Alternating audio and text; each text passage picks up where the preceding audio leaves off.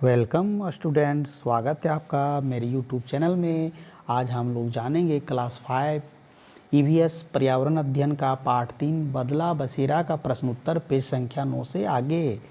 इसका पहला प्रश्न है, शमलू भीड़ में रहकर भी अकेला महसूस कर रहा था, क्या तुम्हारे साथ भी कभी ऐसा हुआ है?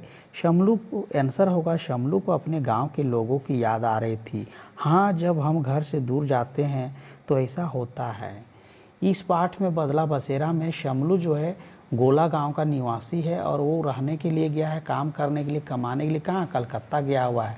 इस पाठ को पढ़ेंगे बदला बसेरा तो आपको समझ में आएगा। दूसरा प्रश्न है, अपनी जगह छोड़कर दूर किसी नई जगह पर रहना कैसा लगता होगा? अच्छा लगता है, मगर अपनों की याद आती है। अगर आप एक जगह को छोड़कर दूसरी जगह जाते हैं तो आपको अच्छा लगेगा, लेकिन अपने लोगों की याद जरूर आएगी। प्रश्न संख्या 3, कुछ परिवार गांव से बड़े शहरों में क्यों आते होंगे? कुछ परिवार गांव से बड़े शहरों में क्या करने जाते हैं? कमाने और पढ़ने के लिए। प्रश्न संख्या 4, क्या तुमने ऐसे बच्चों को देखा है जो काम पर जाते हैं? ऐसे बच्चे अपनी पढ़ाई कैसे करते होंगे? इस तरह के बच्चे बहुत ही कम पढ़ पाते हैं, क्योंकि वे अधिकतर समय तो कमाने ही में लगे रहते, कमाने खाने में, तो पढ़ेंगे कम, बहुत कम पढ़ पाते हैं। ऐसे बच्चों का सक्सेस ऑफ रेट क्या है? बहुत कम है। क्वेश्चन नंबर 5, ये बच्चे किस प्रकार काम करते हैं? इन्हें यह काम क्यों करना पड़ता है? आंसर होगा, ये बच्चे दुकानों पर काम करते हैं या मजदूरी करते हैं। इन्हें अपना घर परिवार चलाने के लिए यह काम करना पड़ता है।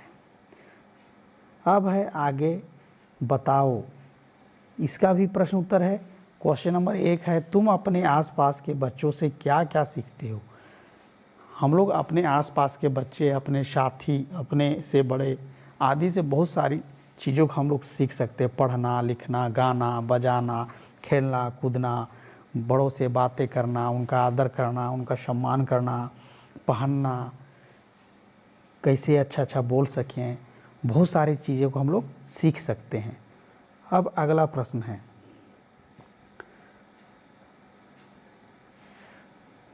तुम अपने से बड़ों से क्या क्या सीखते हो? बड़ों से हम लोग सीखते हैं बातें करना, दूसरों की सेवा करना, आदर सत्कार करना, खेलना, कूदना, पढ़ना, लिखना, बोलना।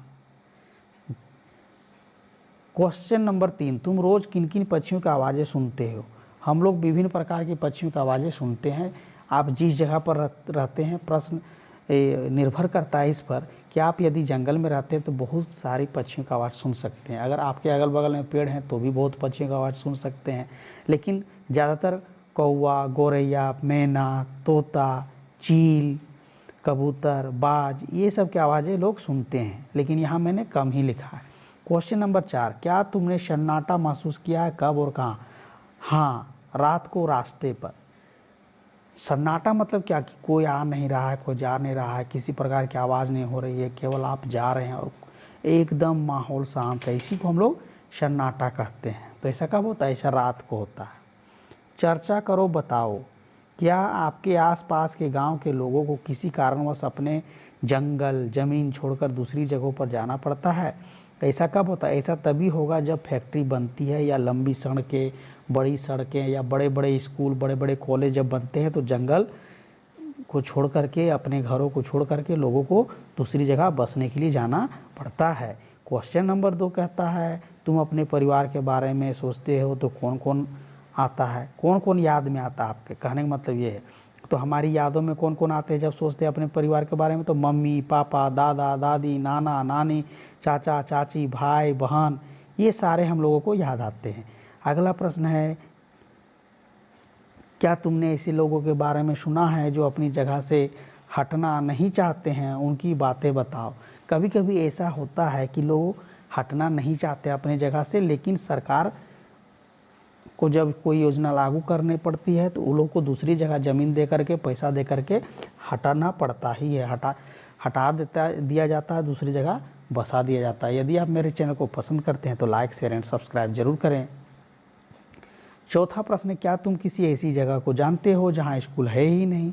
तो मेरे ख्याल से झारखंड में ऐसा कोई भी जगह नहीं है जहां स्कूल नहीं है। हर गांव-गांव, गली-गली, हर कस्बा, पहाड़ में, नदी में, सब जगह सर्व शिक्षा अभियान के तहत स्कूल खोले जा चुके हैं। लगभग हर जगह स्कूल है। तो बने रहें हमारे यूट्यूब चैनल में।